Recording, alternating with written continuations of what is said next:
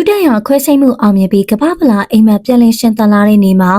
အားလုံးပဲမင်္ဂလာပါကျမတို့ရဲ့ channel လေးကနေပြန်လည်ကြိုဆိုလိုက်ပါတယ်ဒီနေ့မှာတော့ဘရာဇီးပရိသတ်တွေနဲ့ Santos ပရိသတ်တွေအတွက်သတင်းကောင်းတစ်ပုဒ်ကိုတင်ဆက်ပေးသွားမှာပါ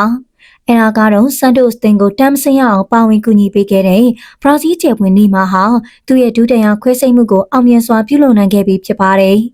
ဒီခွဲစိတ်မှုကသူ့ရဲ့2026ကမ္ဘာ့ဖလားမျှော်လင့်ချက်ပေါ်မှာရောသူ့ရဲ့ကလပ်တဲ့အနာဂတ်ကိုရောတက်ရောက်မှုတွေရှိနေပါတယ်။ဘရာဇီးနဲ့ဆန်တိုစ်တိုက်စစ်မှုနေမှာဟာပျက်စီးနေတဲ့ဘဲဘတ်ဒူးအရှိုးနုကိုပြုပြင်ဖို့အတွက်ခွဲစိတ်မှုခံယူခဲ့ရမှာအောင်မြင်မှုရရှိခဲ့တာဖြစ်ပြီးအသက်33နှစ်အရွယ်ဘရာဇီးတိုက်စစ်ကစားသမားဟာဆန်တိုစ်အသင်းအတွက်အလွန်ခက်ခဲတဲ့ရှားသည့်တစ်ခုကိုဖျက်ဆီးနေရချိန်မှာဒီတရားကိုတီးခံပြီးကစားပေးခဲ့ရတာပါ။ဆန်တိုစ်တင်ရဲ့တရားသီးဘရာဇီးထိပ်တန်းလိကနေတမ်းမစင်ရဖို့အတွက်သူဟာလည်းဒီကခန်းကဏ္ဍကနေပါဝင်ခဲ့ပါတယ်။ဆန်တိုစ်တင်ရဲ့ထုတ်ပြန်ချက်အရဒီမှန်ပြောင်းကြည့်ခွဲစိတ်မှုကိုဘရာဇီးလက်ရွေးစင်တင်ရဲ့ဆရာဝန်ကိုယ်တိုင်ပြုလုပ်ပေးခဲ့တာဖြစ်ပါတယ်။ဒီဆရာဝန်ကနေမာရဲ့ခြေထောက်ကျိုးတုံးကရော2023ခုနှစ်ကရရှိခဲ့တဲ့ ACL ကအရွှေ့ပြတ်တောက်မှုတန်ရာတွေကိုပါခွဲစိတ်ပေးခဲ့သူဖြစ်ပါတယ်။ဒီမှာပြီးခဲ့တဲ့ဇန်နဝါရီလတုန်းကသူ့ရဲ့ငယ်ဘဝကလပ်ဆန်တိုစ်ကိုပြန်လည်ရောက်ရှိလာခဲ့တာပါ။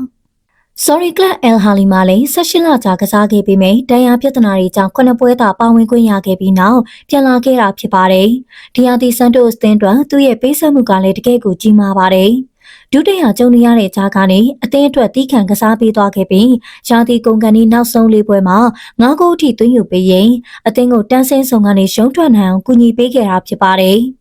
ဒီခွဲစိတ်မှုအောင်မြင်သွားတာဟာနေမာအတွက်တော့2026ကမ္ဘာ့ဖလားမှာပါဝင်ကစားခွင့်ရဖို့မျှော်လင့်ချက်ရောင်ကြီးတန်းလာစေပါတယ်။တစ်ဖက်မှာလည်းဘရာဇီးနီးပြကာလိုအန်ဆယ်လော်တီကနေမာအတွက်တကားဖွင့်ထားကြောင်းပြောထားပြီးသားဖြစ်တာကြောင့်နီးပြကြီးအန်ဆယ်လော်တီရဲ့စီမံကိန်းဒီမှာသူပါဝင်လာပြီး2026ကမ္ဘာ့ဖလားမှာဘရာဇီးအသင်းအတွက်ကစားပေးနိုင်ဖို့ခွင့်ရပိုများလာခဲ့ပါပြီ။ဘာစီလိုနာနဲ့ PSG တိုက်စစ်မှုဟောင်းဟာဘရာဇီးလက်ရွေးစင်အသင်းအတွက်128ပွဲမှာ89ဂိုးသွင်းယူထားပြီးစံချိန်တင်ဂိုးသွင်းရှင်လည်းဖြစ်ပါတယ်။တချိန်ကတော့နေမာဆိုတာဟာခရစ္စတီယာနိုရိုနယ်ဒိုနဲ့လီယိုနယ်မက်ဆီပြီးရင်ဘောလုံးကပ္ပကိုလွှမ်းမိုးမဲ့သူလို့အားလုံးကတညီတညွတ်ထဲထင်ကြေးပေးခဲ့ကြပေမယ့်ပြိုင်ဘက်တွေအပေါ်ကိုလိုရာထပ်ပို့ပြီးပညာပြတ်တတ်တဲ့သူ့ရဲ့ကစားဟန်နဲ့အပျော်ပါးကဏ္ဍတွေကြောင့်ဒဏ်ရာပြဿနာတွေနဲ့လုံပန်းရင်ပရိသတ်တွေမျှော်လင့်ထားခဲ့တဲ့လောက်ဖြစ်မလာခဲ့သူလို့ဆိုနိုင်တယ်လို့နေမာနိုင်ငံအသင်းအတွက်မကစားပေးနိုင်ခဲ့တာနှစ်နှစ်ကျော်ကြာမြင့်နေပြီဖြစ်ပါတယ်။